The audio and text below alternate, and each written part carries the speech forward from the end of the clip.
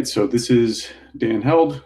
Nice to meet everybody. I'm Director of Business Development over at Kraken, and I've been in the Bitcoin space for almost 8 years now. So I've been around, seen a lot of different things. And today I'm going to host an AMA on the behalf of Kraken. And so we're going to talk about my perspectives on Bitcoin and crypto. And so Dan McArdle, co-founder of Masari, has started with a list of questions. But this is an AMA, so feel free to hop into the chat and ask me anything that you'd like to hear more about, whether that be Bitcoin or Kraken. So the first question started by Dan McArdle is, you've been in Bitcoin for a long time. How have the narratives changed or not over the years? In other words, how we think of it, Bitcoin's value prop, and how do we communicate that to everyone else? And that's a good question. Over time, we've seen the kind of popularity of narratives ebb and flow.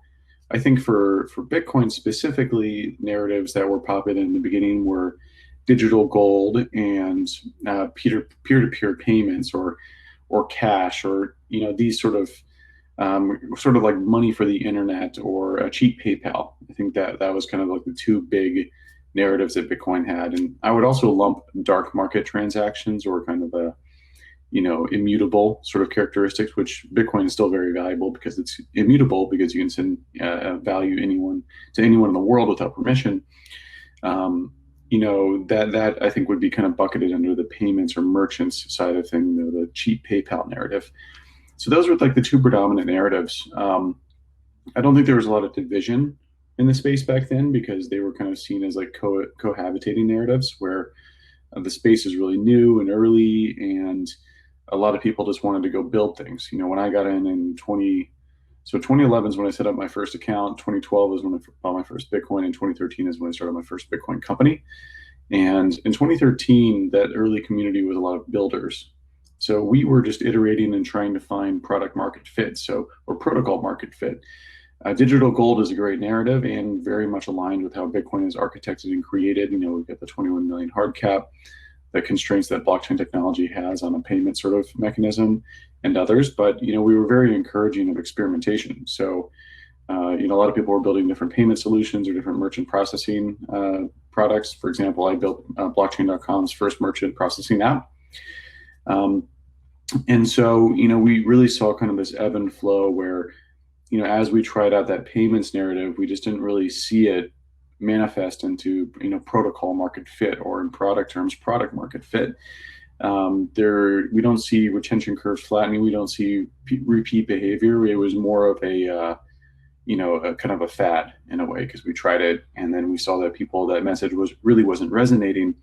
And so I think largely Bitcoin was built to be a gold 2.0. We see a lot of the architecture. We see a lot of Satoshi's comments about it being a precious metal. We see how people use it, which is the most important factor. It doesn't really necessarily matter what it was built to do. It matters what it currently does to solve a problem. And so Bitcoin does solve the store value problem in terms of storing value in something that's hard to seize and immutable, and has many other properties that make it a good, sound money. For example, like a 21 million hard cap, divisibility, fungibility, transferability, etc., that make it much more advantageous than like a gold. So I would say that the early narratives were kind of this combination of payments plus gold. The payment side, over time, we largely found not to have any product market fit, so that fell out of favor. And so I would say digital gold is the predominant and probably will be the lasting narrative for the next decade, until Bitcoin becomes a common store of value, which then it will transition into later stages of money being a better medium of exchange and unit of account. So I think the store of value gold 2.0 narrative will be the narrative for the next 10 years. And Dan McArdle's second question is, it seems to me that Bitcoin can be thought of as an inflation hedge, risk on asset, and VC style tech growth play all in one. Do you agree? That's what's so unique about Bitcoin is going from zero to a world reserve currency. It certainly wasn't going to be a linear path. If Bitcoin had stayed at 100 or 1,000 or 10,000, stayed flat, none of us would be here. Each volatility cycle brings in more awareness, more adoption, and makes Bitcoin larger and larger and greater in terms of development, companies being built, liquidity, number of hodlers and believers, content marketing, all of that. So Bitcoin as a store of value, as a great store of value, right now I would say it's a combination of risk off and risk on because it's perceived as the market as risk on right now. But over time, as it increasingly becomes a way to hedge inflation risk or poor central banking policies, money printer go burr, then it transitions to a more risk off asset. So, it's kind of funny because Bitcoin will be risk on, risk on. That's where a lot of the value will be captured. And then as more and more people pile into it, it becomes less risk on and then becomes more risk off, which then means that, in Bitcoin's final iterations, at the life cycle of Bitcoin as it finishes out will largely be pretty boring. I mean, our grandkids will be like, Grandpa, I don't give a shit about Bitcoin. Bitcoin is boring. Everyone has Bitcoin. The price stays super stable. When it becomes a world reserve currency, that's what will happen. It's not going to be this hyper volatile kind of early stage new money for such a finite amount of time. Eventually, over multiple decades, it will stabilize and will become more and more recognized, and a lot of that risk, a lot of that value that we captured as early adopters will kind of be gone. We are the very much early adopters. Buying Bitcoin now is still very early. A lot of people ask me that. They go, Dan, is it still a good time to get in? I've got buddies from high school and college. And I'm like, look, it's not the per unit value that matters. It's the market cap. And at like $180 billion market cap, Bitcoin is still very, very tiny. And so I see a ton of upside growth from there. So I would say to Dan's question, it is kind of all of the above. It represents different elements of like an early VC style investment, gold, and a speculative commodities play. Let's see. So Sky Minert asked a question, which is, if Bitcoin is a plant, a living organism, and eventually all living things die, what happens next? Does it reproduce, get replaced, or live on? And I think that's a fantastic question, especially given the context that I wrote a series called Planting Bitcoin, which is about how Satoshi's brilliance wasn't just in the species of money that he chose to plant, the new Bitcoin apex predator, which is the new apex predator of money. It was the seeds in the soil and the gardening techniques as well that contributed to its success. And so that's a great question. And I think we can think about evolution in a way too, where we've got humans ourselves, where we evolved from much more primitive elements over time. I mean, all organisms on Earth are related. And so we all branched off from much more simple organisms and became much more complex.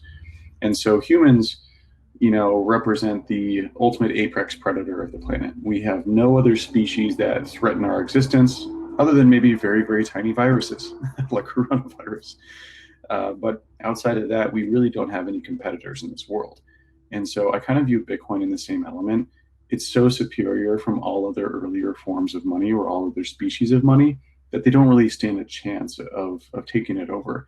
It's such a monumental leap forward. And same with humans, we were such a monumental leap forward in terms of our brain or our ability to communicate and organize, that all other species essentially had become, less than our apex predator status from there. It was sort of like we've reached that adoption curve where it's sort of impossible for any other species to take over. So that's what I kind of view with Bitcoin as well, that Bitcoin is the final evolution of money. At least for the solar system, there are speed of light constraints and other constraints that make Bitcoin ineffective as a payment method or a store of value outside of our solar system. So for the next 1,000 years or so, I think Bitcoin should be fine as a species of money, at least for this solar system. Maybe in the future, there's ways to port it over to other ones, but I bet they would likely want to create their own due to latency between the solar systems. Let's see.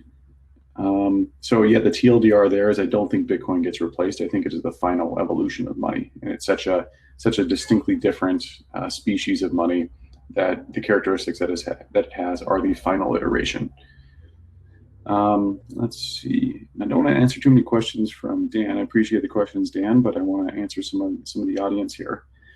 So Menno Peterson asked, or he says, when I speak to traditional investors, they often can't seem to look past the volatility of Bitcoin and crypto.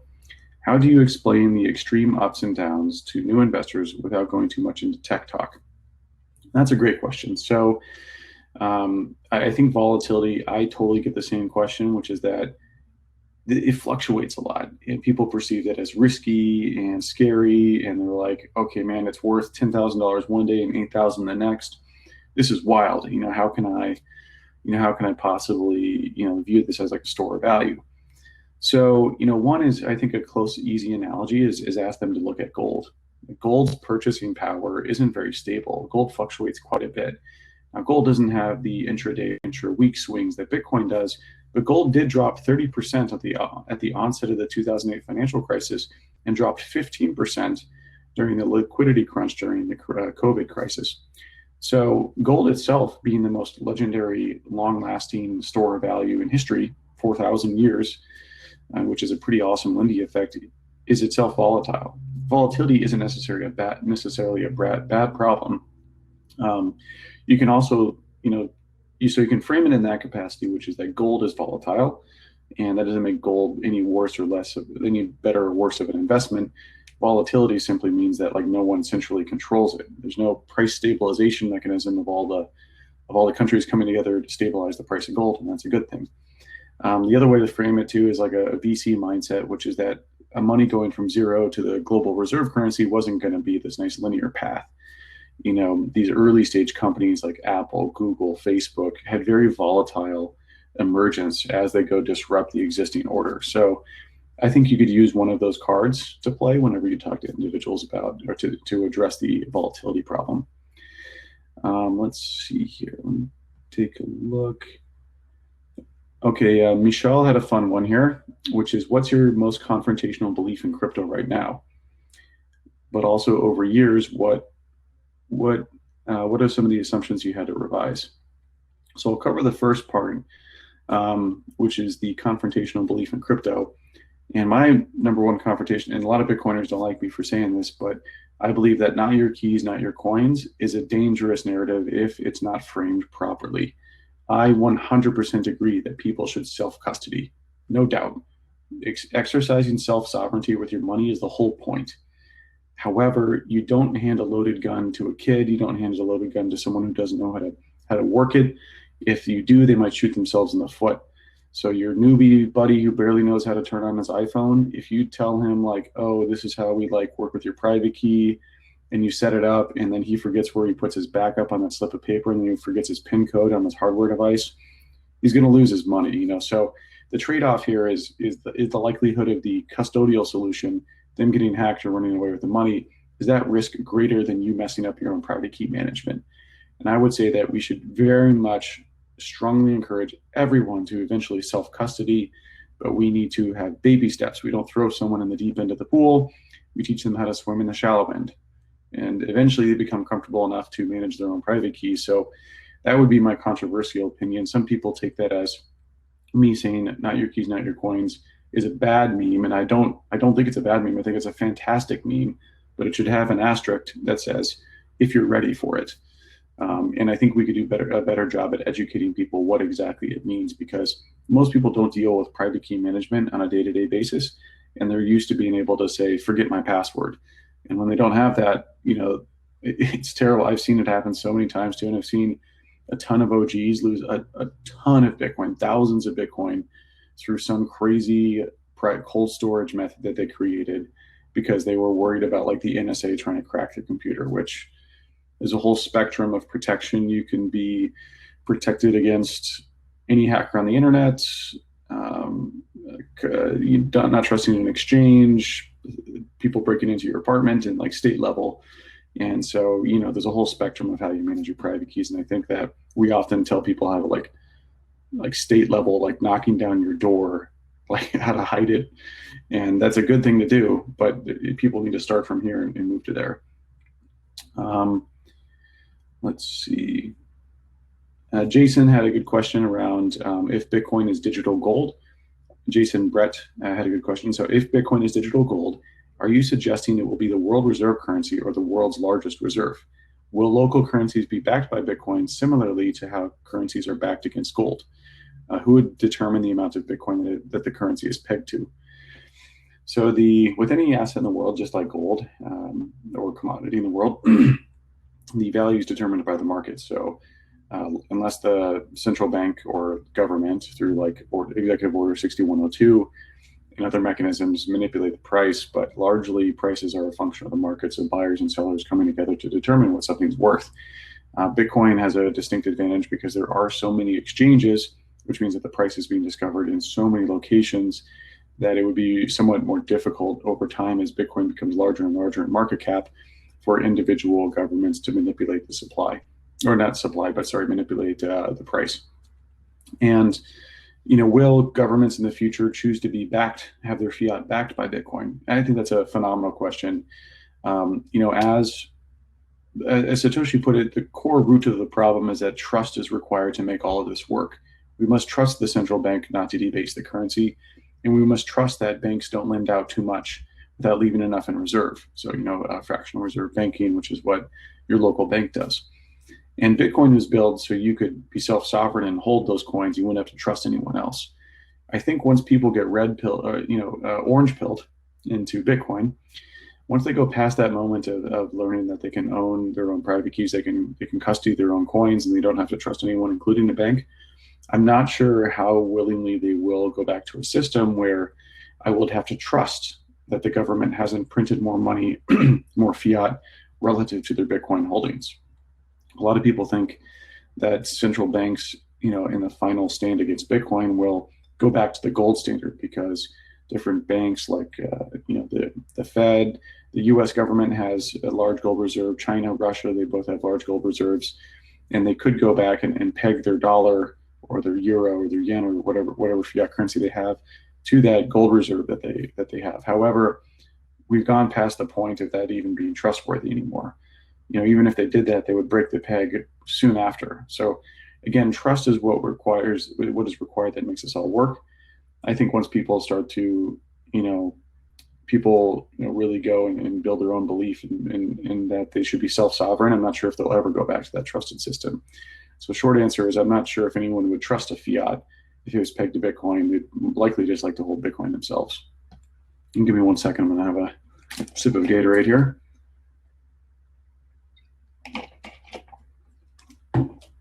Let's see. Okay, 1 second. Let me find a good one here.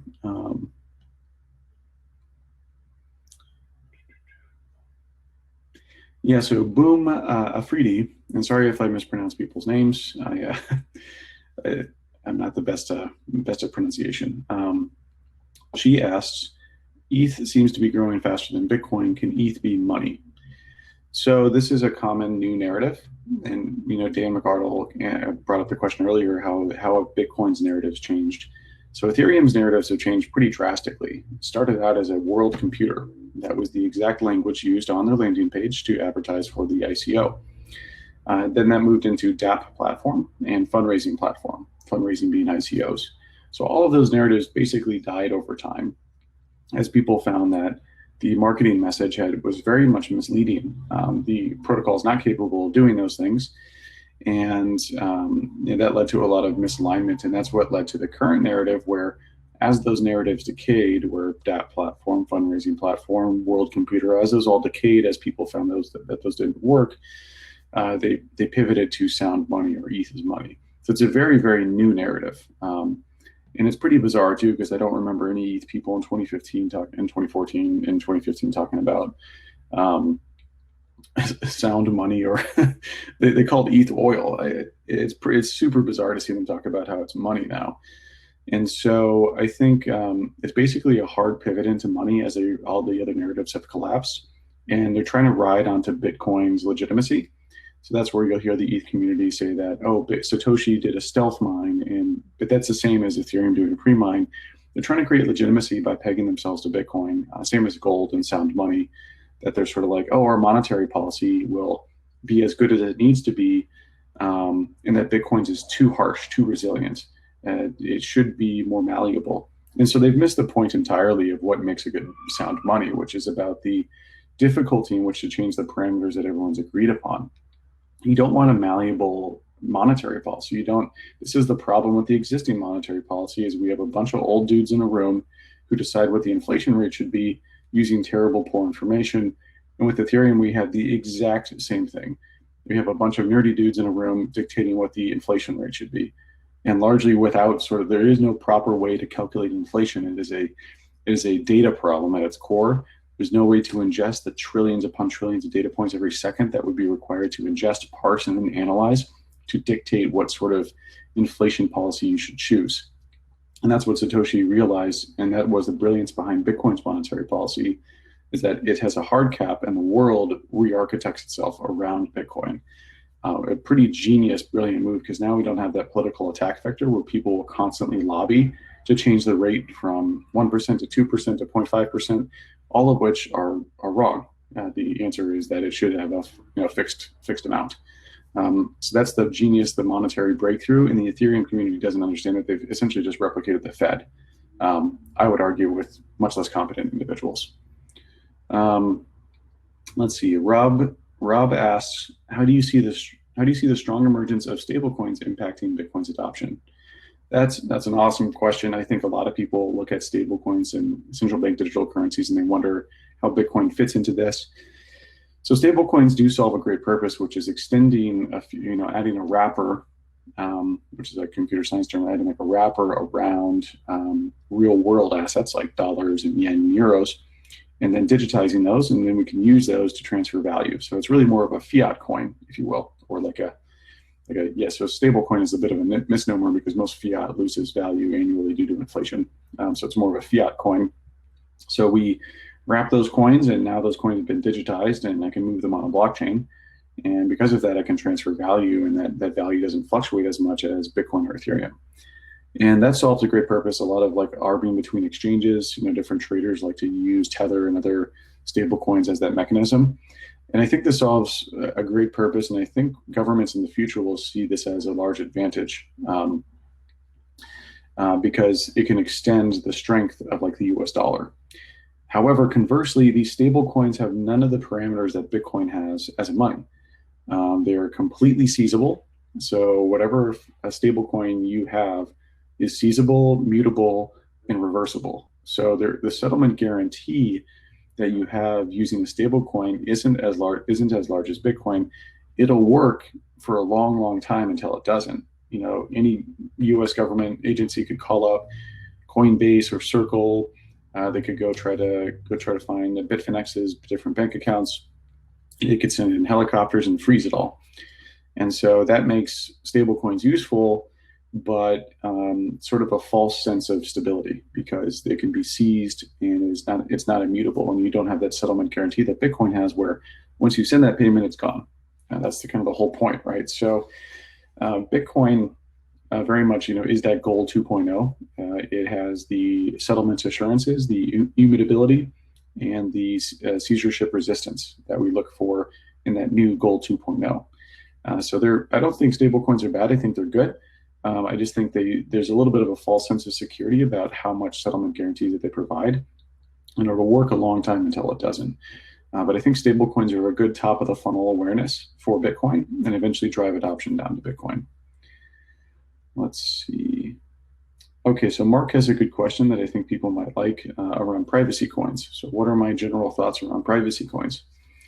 Privacy coins, first and foremost, I'm a huge fan of privacy. I think everyone should use Tor, run VPNs.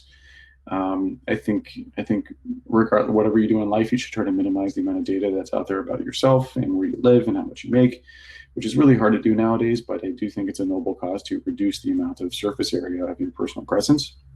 And I think privacy is a fundamental human right, which, like Alex Gladstein from the Human Rights Foundation, a good buddy of mine, often echoes the sentiment. When it comes to privacy coins, though, I think they use that narrative, and it's a little bit misleading because they use this narrative of, isn't privacy great? And we're all like, yeah, I love privacy. And so they're like, cool, well, I've got a coin for you to buy. And then you realize you're like, okay, great. So this privacy coin has a feature of privacy. Well, how will it compete with Bitcoin? It's like, it's more private.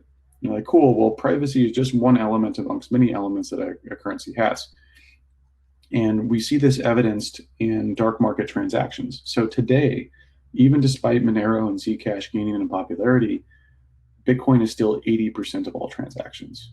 And why is that? Why wouldn't someone use a coin specifically built to service these markets, right? Dark markets are a great fit for privacy coins because the individuals transacting likely will not want to get arrested. But what we see is that the network effect and liquidity of Bitcoin is so large that it trumps any one-off feature. This one-off feature being more private than Bitcoin is. And so, when we look at these app coins, so the app coin was a popular term for altcoins in 2014. It's not very popular anymore past 2017, but it is an application coin. Its privacy is its primary application, and we just don't see, we just don't see a lot of adoption in it. There's no incremental demand, and what we find is that most incremental demand and reservation demand is plowed into Bitcoin because of that network effect, because it's Gold 2.0 characteristics, and also because of the auditability. So the privacy coin folks will not talk to you about auditability. They will brush that under the rug and be like, oh, don't worry about that. And what I mean is that both Monero and Zcash had inflation bugs. So whenever you checked out the total supply, there was an issue where it had been hacked or manipulated. And so that can happen to any coin, both a more transparent and less transparent coin. But with Bitcoin, you can definitely audit it much more quickly and fix it if there ever was that issue, versus Monero or Zcash, which there could be a huge issue where large amounts of money has been moved and no one knows who owns what. And so that is the TLDR is that the Bitcoin community largely respects the auditability of the monetary policy, which is the most important part of Bitcoin, more so than incremental privacy. And Bitcoin as well has decent privacy. You have coin joins, which offer a decent amount of privacy, and you can use Lightning as well, and Liquid using confidential transactions. So Bitcoin isn't fully transparent. You do have obfuscation methods that you can use. Let's see. Okay, Adrian has this is a little bit outside of the more technical side. So this is a bit more kind of fun career focused. So Adrian asked, hi Dan, my question is regarding hiring. What do you say to candidates interested in the space? What do you think the risk reward looks like for a new grad joining crypto startups today versus FANG? I will take a somewhat controversial stance on this. I think for a new graduate, you should really work in a bigger company. The bigger company is going to come with brand recognition. So if you work at Apple, Google, a bigger company like that, everyone afterwards will recognize that you have this stamp of approval or legitimacy from that sort of like legacy big company. I started the opposite way. I worked at small crypto startups, and then I tried to go get a job in a regular tech company. I eventually found a job at Uber, but that took quite a bit of perseverance and a little bit of luck. And so everyone was like, well, what the hell is this company? I've never heard of this company. Crypto is a very niche industry. So if you're just starting your career, like you're in your early 20s, I would recommend work at a bigger company. You get the brand recognition, they pay well. It's a little less stressful. Startups are very stressful. You're going to have a lot of daily pressures of, are we going to survive? You got team dynamic. There's all sorts of different elements that make startups stressful. Now the risk and reward, the reward is much greater with a startup. If you're employee number 10 at Uber or Facebook, then you're sitting on your yacht right now. Now, how many of those exist? There's only a few people who make it like that way. And you hear about these success stories, but that is not very common. A lot of people, people forget that the first employee at a tech company typically only gets 1%. And if you're number 10, you get 0.1%, and past number 10, they don't even talk in percentages anymore. So the risk reward there may not be worth it for you, accompanied with the stress. So the way that I'd recommend doing it is you start at a big company, build your network, build your brand recognition with these trusted companies, then go smaller and smaller and smaller. You'll have a nice nest egg, saved up. And also, what's cool about Bitcoin and crypto is that even if you don't work in the industry, you can buy you can buy Bitcoin and ETH or whatever else you'd like. So you can still participate and have all the upside that everyone else has, but your career risk is different because you've segmented that into traditional tech. So if you're really, really dead set on it, I'd recommend it. And also, if you want to work at Kraken, feel free to shoot me a DM. But I think if you're early in your career, definitely starting at bigger tech companies, it's a mistake that I made, and I wouldn't recommend it, starting with the smaller startups. I think Ben O'Neill's being a little bit complimentary here.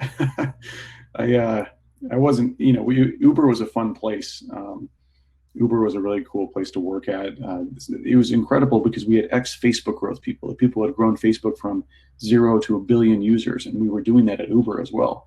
Ben was there on, I believe, on the I forget what team. I think he was on the ops team. I was over on writer growth, and it was incredible to see like the intelligence and like how we approached experimentation. What we're able to do with billions of dollars. Getting budget individually for millions. And Ben was on the capital markets and special projects team. He was very, very special. So yeah, it was an exciting, thrilling time. So I definitely recommend people get that like big company. It can be like, people, you don't have to go work at like a huge old company like Microsoft. You could still work at like somewhere like Netflix, which is still very high growth, more exciting than like, an old kind of really old tech company. Let's see. Sorry, folks, how much time do I have? Is it 30 minutes or is it 45? I forget. Okay, cool. Let's see. Okay, I think Oren's got a good question about Kraken, which is what kind of things is Kraken doing now to get the next X million individuals in crypto?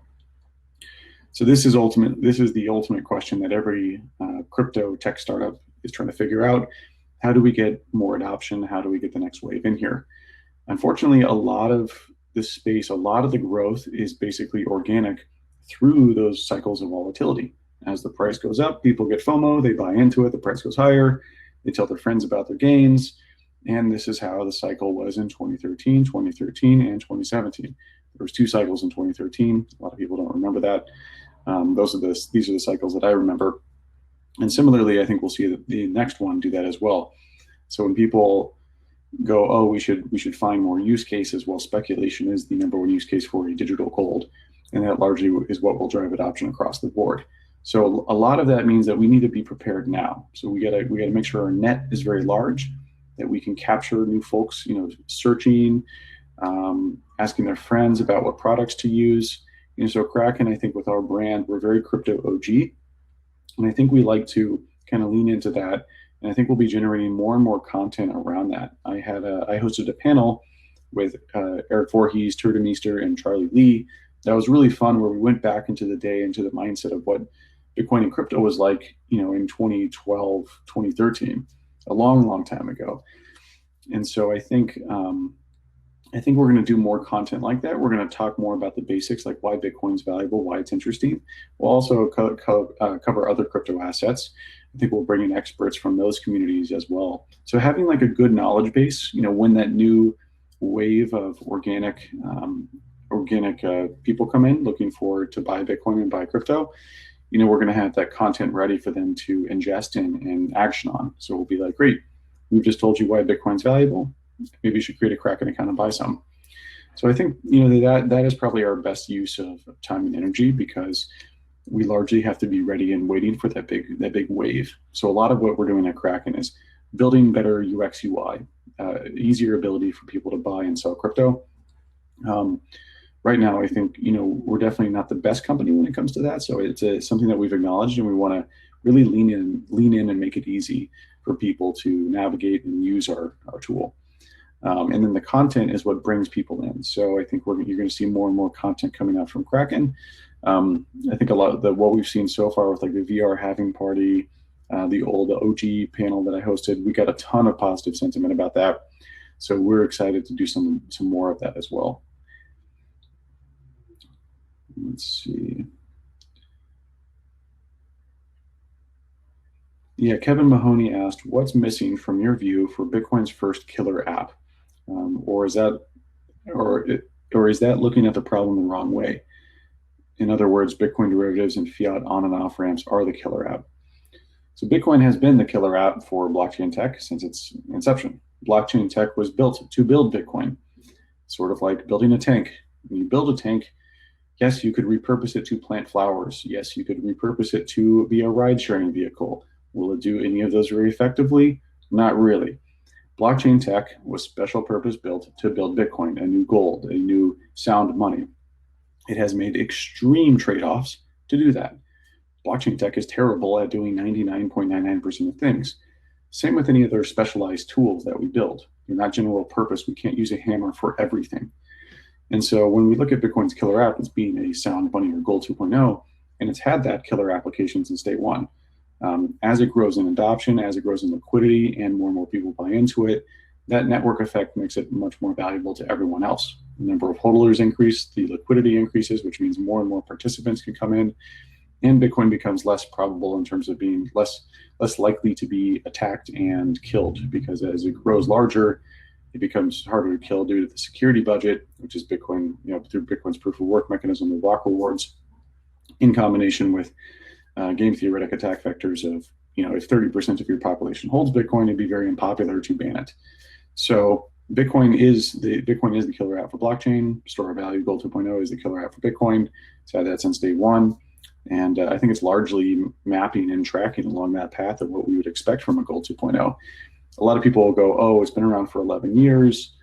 The progress isn't going fast enough. And I'm like, this is incredible to see what I saw back in 2012, 2013. I mean, it was a tiny community to where we are now. I mean, it's incredible. I mean, there's no marketing team for Bitcoin, which actually I've got a tweet storm coming out about this, like how Bitcoin has a decentralized marketing team.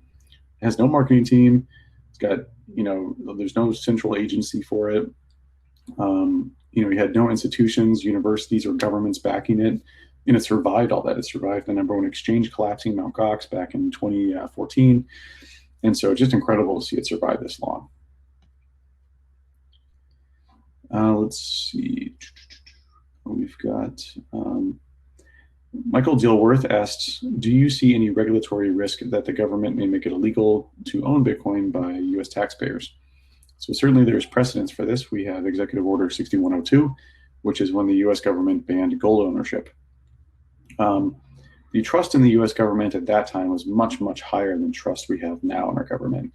If we look at Pew polling, we see that there is a huge amount of distrust, basically historical lows over almost 100 years with how much citizens trust their government, the Congress, etc.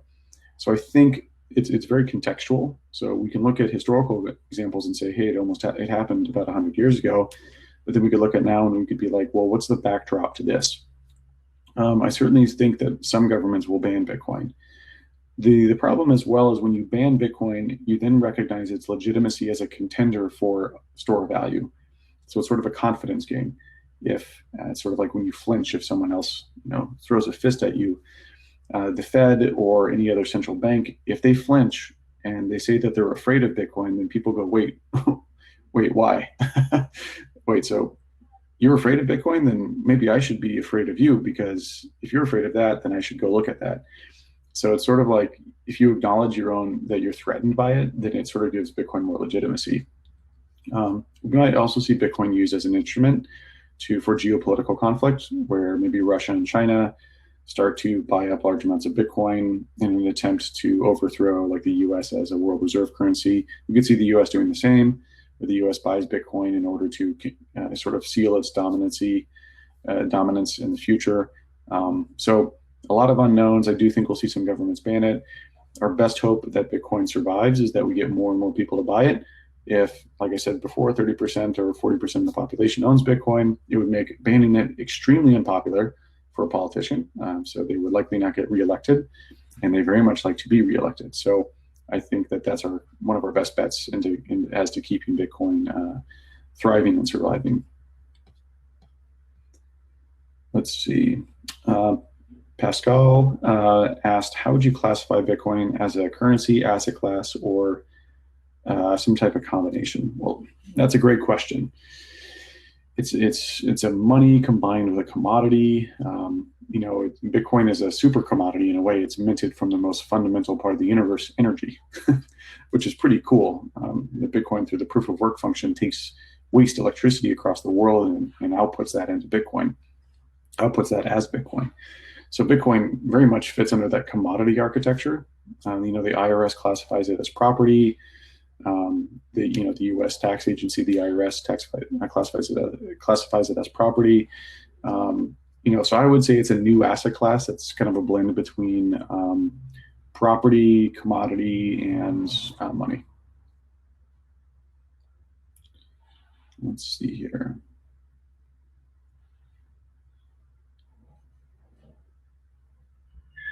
And Dan has a great question. So Dan, I'm going to go back to one of Dan's questions, which is about, and Dan and I talk a lot about this. I think I've learned a ton from Dan McArdle. Every time I feel like I've had a revelation, I find out that Dan figured it out back in 2011 on Bitcoin Talk forums. So if you want to find out about Bitcoin from day one, Dan kind of figured it out. So he's got a lot of great thoughts on Bitcoin and the evolution of it and what it means. So he asks, what does this mean for gold? Are we competing with gold, either right now or long term? And I think Bitcoin and gold are very much competitive. There's a lot of gold bugs and there's a lot of Bitcoin folks that go, oh, we should be symbiotic. We should, we're both fighting the same fight, except we're not. They're on team gold and we're on team digital gold. And our gold has far superior traits to their legacy old gold. So by all objective reasoning, we have a more legitimate contender for being a sound money. You're sort of seeing like an old, it's out with the old and in with the bold. I don't really see why we need gold once we have Bitcoin. I very much loved gold before Bitcoin was created. I thought it made a lot of sense, but once we have Bitcoin, it's so far superior than gold. In terms of transferability, I can transfer to anyone. Divisibility, you can't like shave off little gold slices and put it on a scale and buy a piece of bread if you wanted. Auditability, I don't know how much gold there is in the world. I hypothesize how much there will be. Also, we don't know how much gold exists on Earth. And what we do know is that there is trillions of dollars worth of gold on asteroids. So gold's supply or limited supply is a huge component of its monetary policy. And we essentially don't know what that supply is. We certainly know we don't know what it is on Earth, but we for sure know that there's a ton of it elsewhere, which basically undermines its scarcity. Bitcoin, we have math that proves out, math and social consensus, that there will only be 21 million, which is a far superior assurance than gold's. So they're very much competitive. I think that gold will be around for a long time. I'm not saying like gold has the Lindy effect. It's 4,000 years of as a store of value. So that's an extremely strong Lindy effect. I think by the time, like 50, 60 years from now, gold will be kind of considered something you only use for, maybe use for jewelry, but other than that, and that's not really a use case. That's more of a display of store of value. It's more of a display and transportation of a store of value. People forget that back in, 100 AD, you couldn't really carry around a gold bar. You had to make a necklace so you could carry it around easily. And also it was really close to you. So if anyone wanted to take it, they'd have to fight you for it. So it was about and also you wanted to show off your status. So gold doesn't have an alternative use case as jewelry. That is the use case of a store of value asset, but it's still shiny. So maybe some people use it for shiny things. It's a shiny rock, right? There are much shinier rocks like aluminum that are far cheaper to produce and have a similar sort of shine to it. So I think gold will be around for a while. I think over the decades as boomers die off, the millennials are even now the millennials go, why would I buy that old rock? Like I want to buy Bitcoin, it's digital. We were the first analog to digital age group. I grew up with cassette tapes. I ended up with streaming on Spotify by the time I was in my early 20s. So we're fully in that mindset of digital first, whereas like boomers, I don't think will ever really get there in mass. So as they die off and those assets are circulated to the younger folks through inheritance, they're going to choose to opt into a digital gold rather than physical gold. So it's a generational process.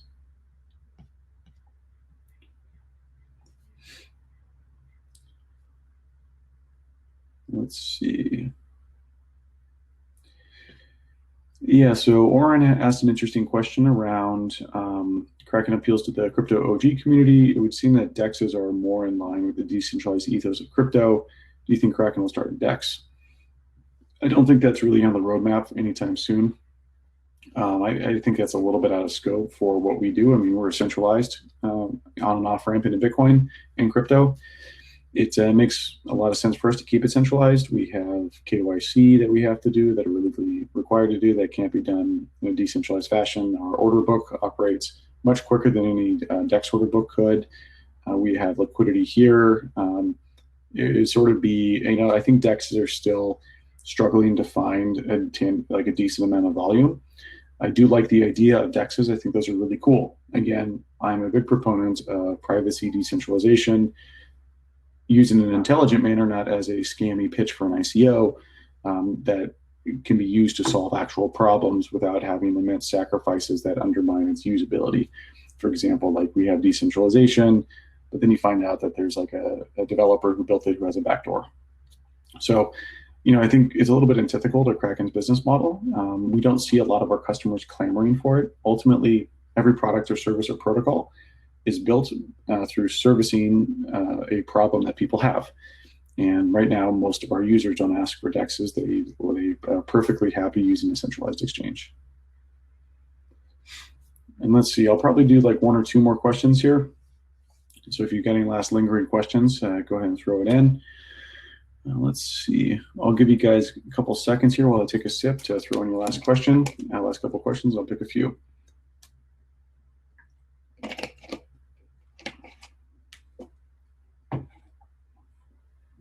Okay, so I think Mike has a good question, which is that Mike goes, what about the pitch for silver? Some even has platinum as a contender for sound money. So does that mean that Bitcoin competes with other crypto precious metals? Like gold, there's gold, platinum, and others.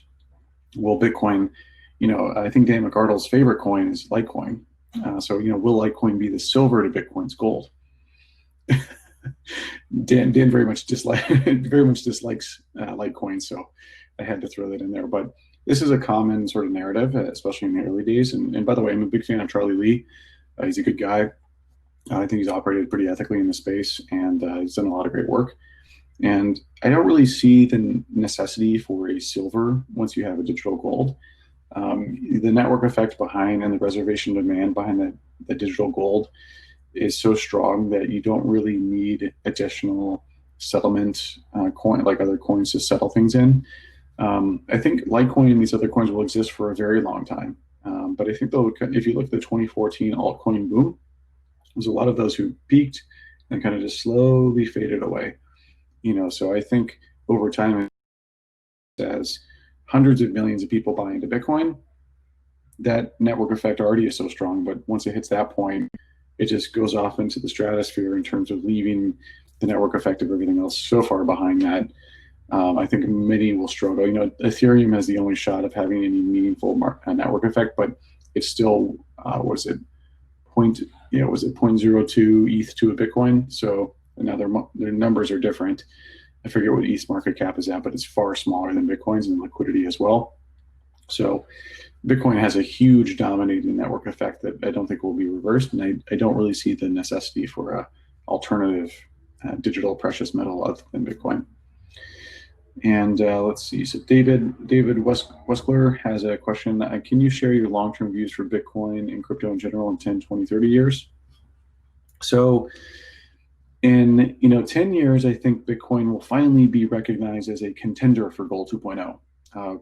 Now, Jerome Powell, the chairman of the Federal Reserve, last year said that Bitcoin is a speculative store of value. That's a huge, huge recognition. I mean, pretty wild to see arguably the most powerful person in the world see that Bitcoin is a legitimate store of value. You call it speculative, but he still called it a good store of value, which means that he understands what it means.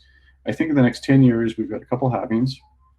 We've also got this huge backdrop of COVID being the perfect fertile grounds for Bitcoin to be adopted. I think we see Bitcoin in the next 10 years hit a 2 to 20 trillion market cap. Gold is around a 10 trillion market cap right now.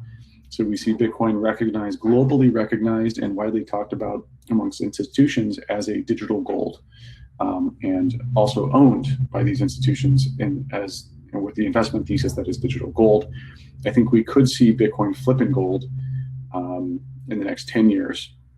Over the next 20 to 30, that's where I think we see just kind of everything gets slowly absorbed into Bitcoin as people go, well, why am I storing value in real estate? People forget that real estate is a $280 trillion market. And for example, 20% of properties in New York City are just used for speculative investment, where people are trying to park money into real estate as a store of value asset, but real estate has taxes, maintenance, illiquidity, because the assets aren't fungible. One house doesn't equal one house. They're very different. And so Bitcoin offers a much far superior way to store value. It's also better than Swiss bank accounts because you can't ride into Switzerland and say, hey, we'd like to seize that money. Or you can do that with Switzerland, but you can't do that with your Swiss bank account in your pocket. And so Bitcoin, I think has far superior traits versus these other store values. And over 20 and 30 years, boomers start to age and die off. That money gets passed on to Bitcoin. The money gets passed on to the younger folks. They buy Bitcoin. People view real estate and gold. They're like, why would I store my value in those two things? Gold, it's like old rocks. Real estate has a bunch of costs. There's also other stores of value that Bitcoin competes with, like I said, offshore banking. So the 20 to 30 years is when it all kind of gets absorbed in. And so that's kind of like my long-term vision for Bitcoin. And that final 20 to 30 year arc, maybe Bitcoin goes from like 20 trillion, slowly bleeds up to 40 to 100 trillion. Who knows? I think that's kind of the slow final adoption arc. But yeah, I think that's a good spot to leave this, that kind of a wild, super bullish case for Bitcoin. I think Bitcoin has phenomenal properties as a store of value asset. And I think people increasingly take advantage of that, especially with money printer go burr and the whole financial system looking like it does. There's never been a better time for Bitcoin. I mean, I've waited 8 years to see this moment. So thank you, Masari team. Thanks for having me. Thanks, Dan McArdle. Thanks, everyone else. Had a great time. Thanks, Ben O'Neill, for putting this together. And I'll leave you all with that. Cheers.